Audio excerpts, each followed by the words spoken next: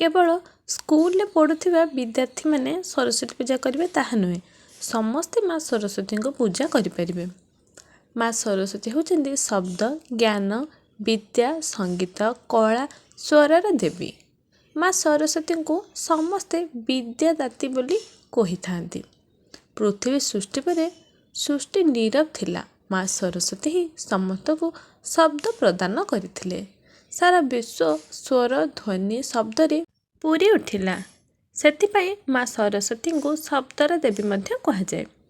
सरस्वती पूजा विषय रे वेद एवं श्रीमद देवी भागवत रे वर्णना रही। प्रतिवर्ष माघ मास शुक्ल पक्षर पंचमी तिथि रे माँ को पूजा होता है। एही दिन को श्री पंचमी किंबा बसंत पंचमी मध्य कहा जाए। एही दिन माँ सरस्वती आविर्भाव होता, तेणु माँ का जन्मदिन भाव में एही दिन को पालन करा जाए। इंग्राजी मास अनुसार चलित वर्ष सरस्वती पूजा फेब्रुआरी 2 तारिख अर्थात रविवार रे पड़ुछि। प्रत्येक विद्यार्थी सहित समस्ते माँ सरस्वती पूजा करती। माँ को धला रंग अधिक पसंद होता है और हलदिया रंग भी तांकर पसंद, तेणु पूजारे धला रंगर फूल धला रंगर भोग लगिले माँ अधिक खुशी होती। जमीक माँ माने प्रिय फूल होछि धला गोलाप, धला कई, टगर, टराट, धला चंपा, धला मंदार इत्यादि पूजारे लगी थाए। ता सहित हलदिया रंगर फूल मध्य माँ को पूजारे लगी थाए। से गुड़ हूँ जमी गेंडु फूल आहरी हलदिया फूल जिते प्रकार हलदिया फूल भी माँ पाखे लगिपर। पूजारे धला रंगर मूर्जरे स्वस्तिक चिन्ह आंकी पूजा करा जाए। एही पूजारे घरे थिबा वेद पुराण पिलांकर नुआ बही संगीत वाद्य सब जमीक गिटार वाद्ययंत्र इत्यादि पूजा करा जाए। धला रंगर भोग मध्य पूजारे भोग करा जाए, जमीक खीरी आउ जो गाई क्षीरर सर धला मिठा राशि खजा इत्यादि। आ हलदिया रंगर भी भोग लगे पारे जमीक बुंदी लड्डू बेसन लड्डू यही प्रकार विभिन्न धला ने हलदिया रंगर भी भोग लगे पारे।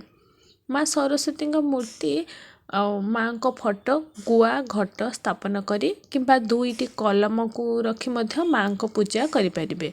जदि पूजा करेंगे ताहले नना द्वारा माने उचित नीति नियम रे पूजा करवा बहुत भल।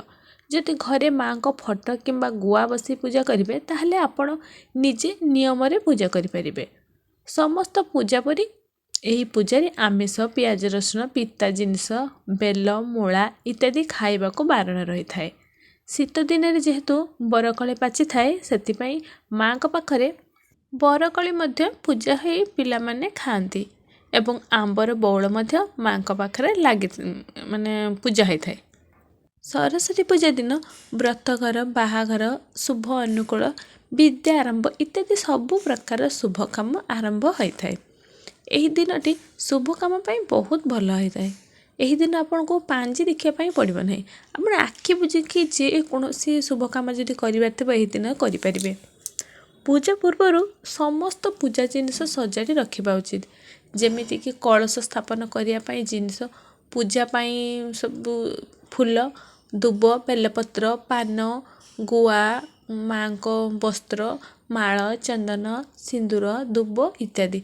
जदि मूर्ति पूजा करेंगे घरे किंबा बाहर ताहले नना द्वारा पूजा करवा बहुत भल। जो माने घरे सरस्वती को पूजा करने को चाहूथे से माने प्रथमे सूर्य पूजा तापर तुलसी को पूजा करी तापर माँ को पूजा करवा उचित। जोठी माँ बसबे से स्थान को गोबर पानी किंबा गंगा जल रे प्रथमे पवित्र करवा उचित। माँ को पूजा पूर्व पंचदेवता को पूजा हेबा उचित। सेतिपाई प्रथमे कलश बसई पंचदेवता को पूजा करी तापरे माँ को पूजा करा जाए। कलश बसैया परे तले अरुआ चाउल रखी ता उपरे कलश रखिबा उचित। कलश रे गंगा जल दे सज पानी पूर्ण करी रखिबा उचित। पानी रे गुआ कौड़ी कॉइन पकई कलश रे आंब डाल रखी पैड किंबा नड़िया किंबा गुआ रखिबा उचित। आंब डाल को सिंदूर चंदन लगेदेवे, कलश को सिंदूर चंदन लगेदेवे, तापरे कलश को वस्तु किंबा रक्षा सूत्र अर्पण करी फूल चंदन सिंदूर बोइता अर्पण करी भोग लगे दीप धूप प्रज्वलित करी पंचदेवता मंत्र को उच्चारण करने उचित।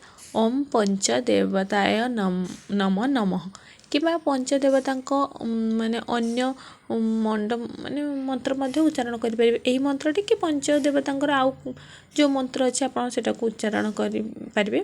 ठाकुर को आह्वान करने उचित कारण जेकोसी पूजा हेले प्रथमे पंचदेवता पूजा होता है पर देवी देवता पूजा माने पूजा आरंभ होता है। पंचदेवता को आह्वान कर सारिबा परे माँ जो बसवे से स्थान को पवित्र करी धला मुरुजरे स्वस्तिक चिन्ह आंकिबा उचित। तापरे खटुली रखी माँ को फोटो रखा उचित।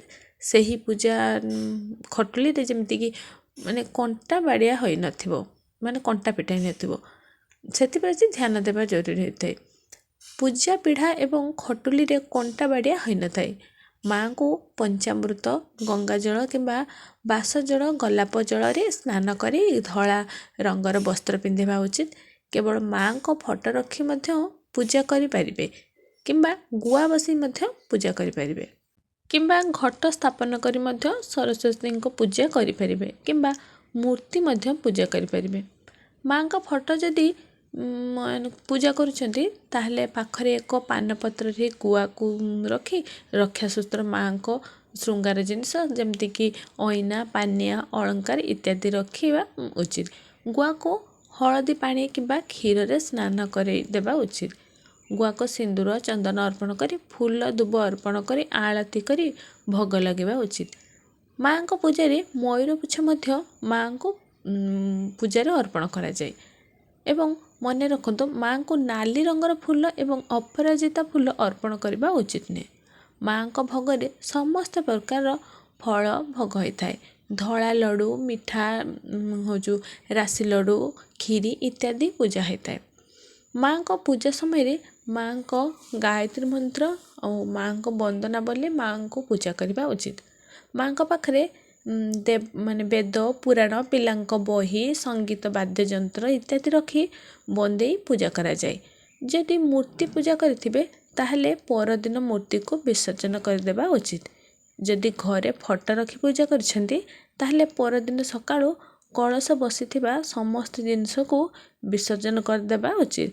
माँ को फोटो जेमिति घरे रही पूजा होता सेमिति ही पूजा पाइबे। जदि मूर्ति अच्छी तो मूर्ति को तो विसर्जन देकी जी पानी भसई देवे। जदि फोटो को जब पूजा कर माने घट को विसर्जन देकी ठाकुर फोटो को आनिक घरे जमी आप आगर पूजा करते तो सेमती पूजा करेंगे। बंधुगण भिडियोटी जदि आपको भल लगी कमेंट रे जय माँ सरस्वती अवश्य लिखिए। माँ को आशीर्वाद आपको सब बेले रही। तो रोची धन्यवाद।